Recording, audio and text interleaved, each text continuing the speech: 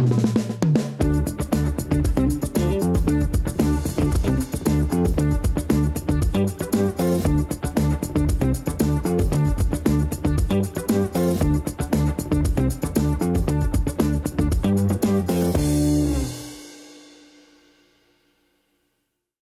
nanti kita baksosnya itu hari Sabtu ya? Oke. Minggu depan jam 7 kita kumpul di lobi ya? Boleh. Untuk alokasi dananya udah disiapin? Udah. Oke, udah. Sedang Terus disiapin. untuk hubungin ke panti asuhannya udah juga? Udah, mereka udah konfirmasi. Berarti udah oke semua ya? Udah, oke, sip. Yaudah, mungkin sekian untuk rapat hari ini kali ya. Oke. Yeay! Sekali lagi dong, beri tepuk tangan buat Robert. Jadi hari ini kita kedatangan mantan ketua OSIS dari SMPK 2 Penabur. Bukan cuma mantan ketua OSIS, tapi pernah mendapat predikat apa kau sih? Koko ganteng. Koko ganteng. Pasti pada penasaran kan? Kalau Iya. gitu langsung aja ya. Kita kasih kesempatan buat kenalan.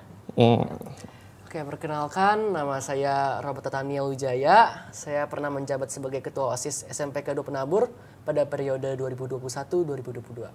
Oh, mantep ya. Jadi belum lama nih, barusan masih hangat. Masih seger hangat ya. banget. Tapi mau tahu dulu nih, Robert kok bisa sih kamu masuk ke SMPK 2? Gimana ceritanya?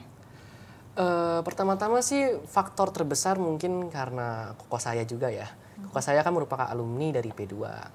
Tapi faktor-faktor lainnya mungkin karena P2 itu merupakan salah satu sekolah unggulan ya, kita seperti yang kita tahu. Sekolah unggulan di DKI Jakarta, seperti penabur-penabur lainnya, juga dengan fasilitas-fasilitasnya yang sangat mendukung untuk mengembangkan potensi dan keterampilan anak. Mungkin itu menjadi sesuatu yang membantu saya mempertimbangkan untuk masuk ke P2. Dari jawabannya aja udah kelihatan banget terpancar aura ketua OSIS ya kan? Aura leader ya, Bener. aura kepemimpinannya udah keluar. Nggak cuma ganteng, tapi aura kepemimpinannya juga keluar. Dan jelas ini juga siswa unggulan, sekolahnya aja Oh ya? sekolah unggulan. Ya. Nice, SMPK 2 Dua. Penabur. Yang pasti, kalau tadi kan kata kamu kan dari Koko nih, berarti kamu memilih di SMPK 2 juga karena ngikut Koko juga ya, keluarga iya, nih. Ada. Karena udah tahu kualitasnya di SMPK 2, jadi yaudah ikut aja deh gitu ya. Dengar-dengar nih, kamu waktu jadi ketua OSIS plus sekolah juga nih ya, waktu itu zamannya pandemi ya. Pandemi 2 tahun ya? Iya, 2 tahun. Nah, itu kan pasti beda banget ya Kak Osi ya. Dari belajarnya aja kan udah tantangan banget nih. Jadi ketua OSIS pula. Iya. Gimana caranya itu di tengah pandemi jadi ketua OSIS? Dan terus aku juga mau nanya, gimana cara mendapatkan dukungan? Nah, ya itu. kan, kalau biasanya kalau kita onsite, Ah. kan kita kenal lah, ketemu Ya. setiap saat sama teman-teman, adik kelas. Ini kan kesempatan tebar pesonanya itu terbatas. Cuma di Zoom doang. Nah, iya. Sama, ya boleh ceritain dong suka dukanya nih selama pandemi ini. Menjabat jadi ketua OSIS gimana? Saya sendiri sih pas awal pandemi cukup kaget ya dengan keadaan itu, kayak ini hal yang nggak pernah saya alamin gitu kan. Tiba-tiba semuanya online learning, terus juga tiba-tiba saya menjadi ketua OSIS yang awalnya juga di luar dugaan dan perkiraan saya. Cuman di samping itu semuanya berjalan dengan baik dari awal hingga akhir dengan bantuan tim OSIS saya juga, dingayomi oleh Miss Mika sendiri sebagai wakasih saya. Semuanya berjalan dengan baik, berjalan lancar. Untuk suka dukanya sendiri ya mungkin lebih ke susah ya bagaimana cara kita mengimprovisasi program-program yang sudah di sebelumnya tuh setiap tahun dirancang untuk offline. Tiba-tiba harus untuk online semua, dan pada akhir-akhir masa jabatan saya kembali hybrid lagi tiba-tiba. Jadi ya harus diimprovisasi terus, harus di maintenance terus programnya supaya tetap nggak bosenin gitu kan buat para murid. Nah itu mungkin tantangannya di situ. Untuk komunikasi juga mungkin saya sebagai pelajar sendiri ya kurang ya jadi komunikasinya dengan teman-teman, sosialisasinya. Ya saya dari pengenalan lingkungan sekolah aja dari awal juga udah online, semuanya online, ketemu guru online, kayak ya susah dikit lah untuk berbaur dengan temen. Ya sempat merasa kesepian sih karena kayak sendiri terus, cuman di kamar doang akhir ujung-ujungnya. Cuman ya kalau lihat dari sisi positifnya ya banyak juga ya, kayak lebih efisiensi sih waktunya, lebih efektif waktunya. Kayak misalnya pulang pergi sekolah. kan kita pergi ini ya makan waktu pagi-pagi belum hujan gitu kan. Terus kalau pulang bisa langsung aja bisa ngerjain aktivitas lain, bisa sambil makan segala macam. Jadi langsung bisa tugas-tugasnya lebih tertata lah ibaratnya. Lebih tertata ya. Nah terus untuk teman-teman satu organisasimu nih di sekolah nih di P2 ini, mereka gimana nih selama pandemi? Komitmen, maksudnya kayak semangat juga nggak untuk kayak rapat-rapat OSIS atau apa? Oh ya itu jelas sih, Jelas karena ya? kan mereka juga udah melewati berbagai tahap seleksi gitu kan. Jadi teman-teman OSIS saya ya kebetulan udah semuanya punya komitmen masing-masing akan sekbidnya masing-masing. Jadi untuk komunikasinya, untuk pengerjaan tugas-tugas per sekbidnya juga udah lebih enak. Ya kami sebagai satu tim utuh ya berusaha untuk menerapkan visi misi kami yang di awal yang kita sebutin dulu.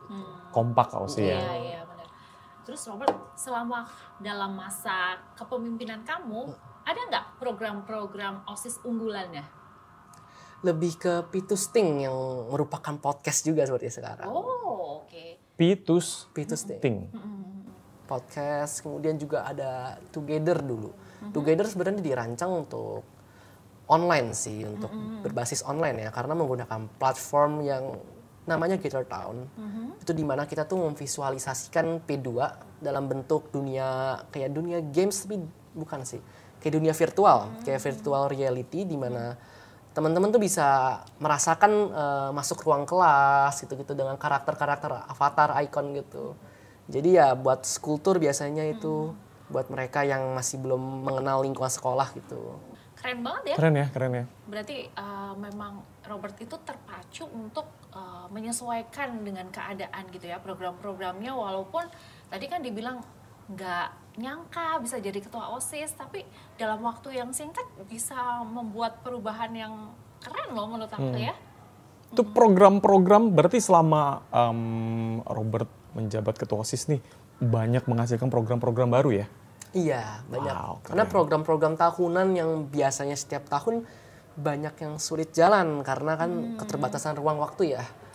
Iya berarti keren ya, maksudnya meskipun pandemi ini nggak menghalangi kreativitas anak-anak ya, anak-anak P2 ya. Justru malah semakin terpacu buat memikirkan solusi-solusi yang ada nih. Iya. Ketika menemukan tantangan, mereka bisa, gimana caranya nih untuk menaklukkan tantangan itu, bukan malah patah semangat. Ya kan? Keren sih, keren. Soalnya kalau zamannya kita dulu kan lagi zamannya OSIS kan buat buat meeting, rapat OSIS ngumpulin aja susah Kak. Benar banget. Setengah mati ngumpulinnya. Iya. Belum yang pada lari kabur ke kantin, lari kemana ngumpul, ayo dong ngumpul. Nah ini makanya pandemi ada berkat tersendiri ya. Maksudnya ya semua gampang nih di rumah, bisa langsung online. Dan untungnya ketua OSISnya juga kayak gini, keren gitu. Dan Egy berasa gak sih, Robert ini masih SMP, tapi kita tuh ngobrol kayak sama orang yang lebih dewasa ya kan? Ya. Keren banget. Keren. Terus kamu bisa menceritakan nggak Robert? Tadi kan dari awalnya yang biasa onsite, balik ke online, sudah harus memikirkan strategi program-program khusus ya. Sekarang tiba-tiba masuk lagi harus hybrid. Itu apalagi nih hal-hal yang harus menyesuaikan dengan itu? Contohnya program Together tadi. Program Together tadi kan sebenarnya menggunakan platform Gather Town itu berbasis online ya, benar-benar online. Terus kita harus hybrid learning di mana ya berarti udah nggak terlalu bisa berjalan kan. Ya oleh karena itu, karena sebenarnya itu Together itu tujuannya kan dari namanya Together untuk membangun kebersamaan. Jadi kami modifikasi programnya dengan adanya kegiatan kayak belajar terus sebaya. Kami beri waktu sekitar 1 jam lah ya untuk mereka setiap minggu di hari Rabu untuk ada tutor sebaya, untuk mengerjakan tugas bareng, supaya program tetap jalan tapi dengan menyesuaikan keadaan yang ada gitu. Jadi kayak kelompok belajar gitu lah ya kali ya, zaman betul. dulu. Selama rapat OSIS nih, ada nggak sih hal-hal lucu gitu? Maksudnya apa? Zoom ya, ketika Zoom meeting ada nggak sih hal-hal lucu gitu sama teman-teman? Apalagi gini, dapat julukan nih, ketua OSIS ganteng gitu ya. Kali aja deh ada temen setim yang ada pernah nggak ceritain boleh?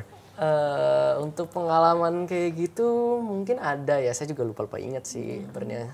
Cuman ya sejauh itu pengalaman di selama Zoom ya, selama zaman-zaman online ya mengesankan sih. Mengesankan ya. Cukup suatu memori yang baru gitu. Kayak karena kan saya juga gak mungkin gitu nanti ada lagi pandemi lagi kan. Gak mungkin ada pandemi 2.0 gitu kan.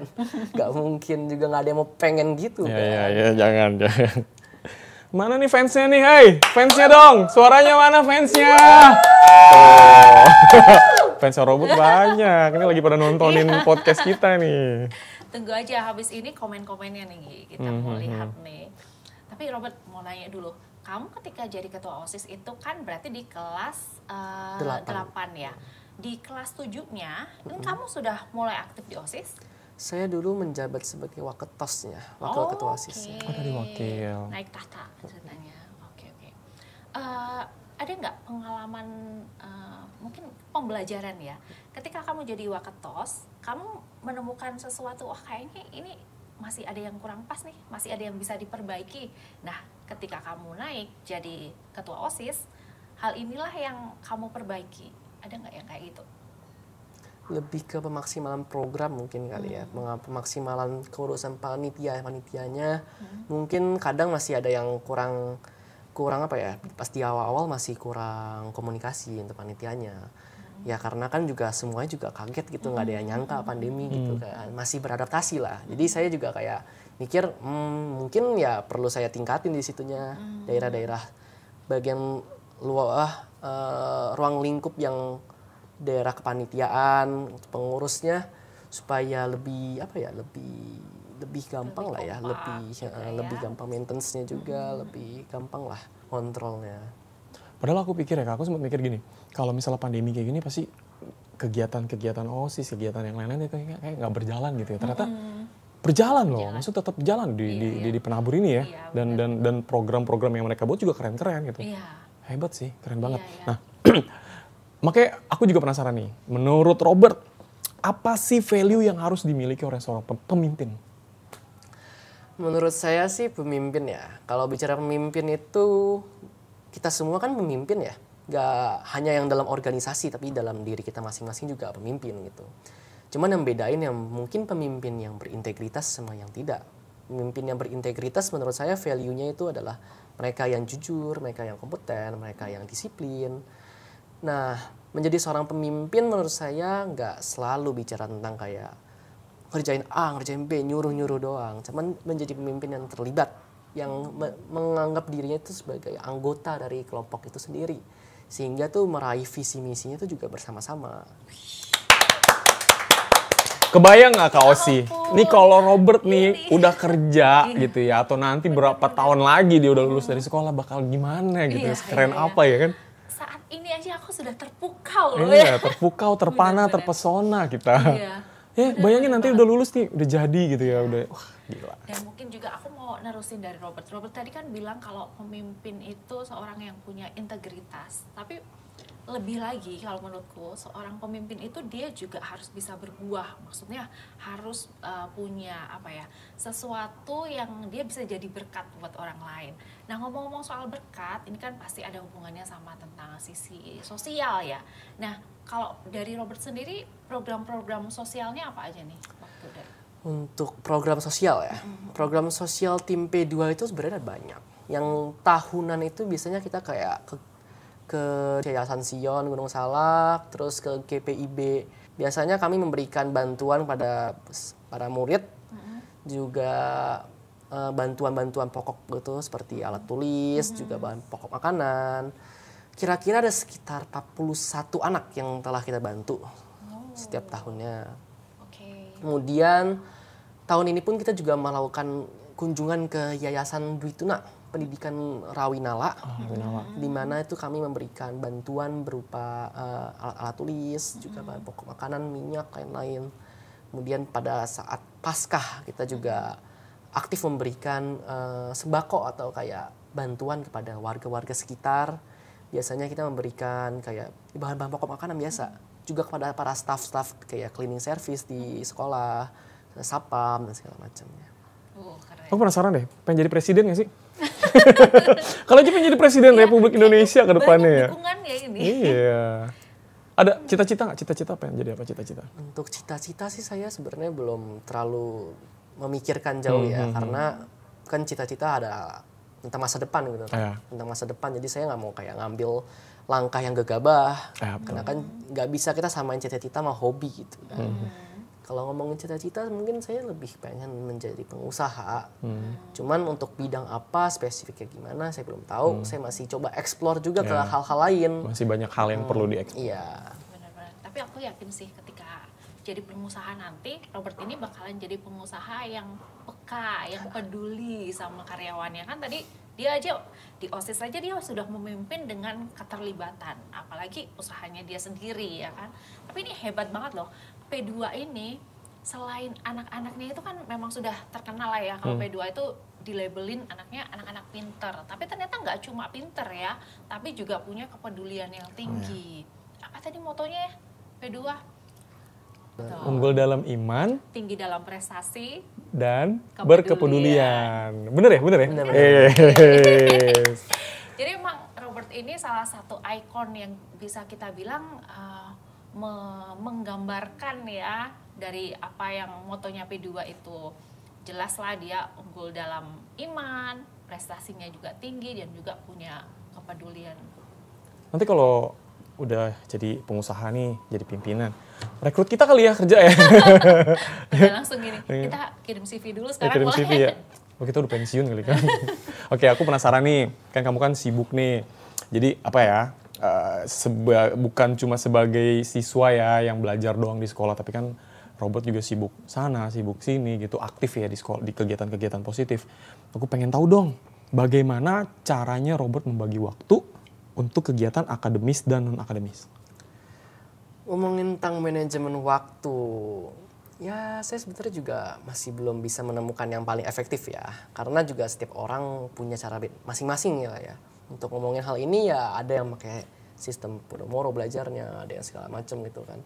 Tapi kalau untuk saya sendiri mungkin saya membagi waktunya dengan cara ngerjain satu-satu sampai tuntas. Jadi nggak dibiarin menumpuk. Karena kalau udah numpuk biasanya tuh jadi ada bawaan males gitu kan. Yang biasanya suka nunda-nunda tugas ngerti lah ya. Biasanya jadi males gitu nanti pasti banyak gitu. Jadi kalau ada tugas kerjain dari awal, selesai dari awal step by step. Untuk belajarnya sendiri saya biasanya pas saat diterangin di kelas gitu saya perhatiin bener-bener, saya coba catat sebanyak mungkin. Jadi tuh malam tinggal review doang biasanya. Pas saat ulangan tuh juga udah ada bekal kira-kira, nggak perlu SKS gitu. Ya sesekali ada lah SKS tetap mungkin. Kalau yang di luar jangkauan saya, cuman ya untuk overall kalau sebisa mungkin punya planning dari awal, disiapin gitu buat mateng lah ya.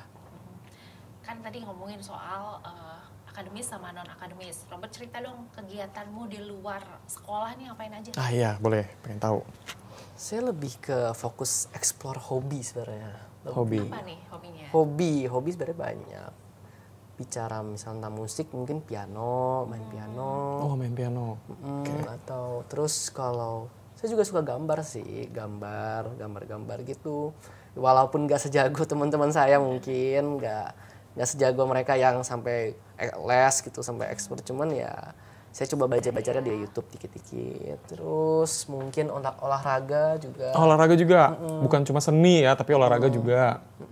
Basket kalau nggak futsal gitu-gitu. Ya paling sih begitu ya untuk ngisi hari-hari saya di luar sekolah. Dan untuk balancing juga ya. Balance juga. Nah ini untuk merangkum semua pembicaraan kita yang luar biasa, pagi-pagi kita udah dapat insight yang banyak dari Robert yang notabene masih SMP, tapi ternyata pemikirannya sudah luar biasa maju. Kamu punya harapan apa sih buat sekolahmu ini, buat SMPK 2 Nabur? P2 ya, untuk P2 saya sudah bangga sih jujur sekolah di P2 ya, karena menurut saya P2 udah merupakan salah satu sekolah unggulan di Jakarta, di mana prestasinya ya memuaskan, menghasilkan murid-murid unggulan, murid-murid top. Ya pesan saya mungkin lebih ke untuk menjaga konsistensinya aja, untuk tetap konsisten dalam mempertahankan standar pendidikannya yang udah dijaga selama berpuluh-puluh tahun kan. Dan juga mungkin untuk adik-adik saya yang masih kelas 7, kelas 8, mungkin untuk ya terus semangat aja untuk setiap akademisnya, setiap nilai-nilai, tugas-tugas. Paling sih itu ya dari saya. Dan jangan lupa nih buat mungkin yang sekarang masih SD, yang masih mau cari SMP, cepetan langsung daftar ke SMPK 2 Penabur. Kalau mau jadi ini loh kayak Koko ganteng satu ini. Terus kalau udah masuk sekolah nih, jangan cuma sekolah doang, aktif juga ya, aktif ikut kegiatan-kegiatan ya. Tapi itu nanti ketika sudah besar, sudah dewasa itu bakal jadi bekal sih, serius ya. Kayak kau sih juga pasti dulu sekolah aktif kan? Banyak. Nah, aku juga dulu kan sekolah aktif juga, OSIS dan lain-lain. Jadi ketika sekarang nih udah lulus nih, wah kepake itu semua. Ilmu-ilmunya tuh kepake. Iya, dan mentalnya tuh udah terbentuk. Betul. Kebayang nih nanti dia di dunia kerja seperti apa mentalnya udah terbentuk. Iya. Dan inilah dia episode P2 untuk Suara Siniar Penabur. Casual, fun, and edukatif.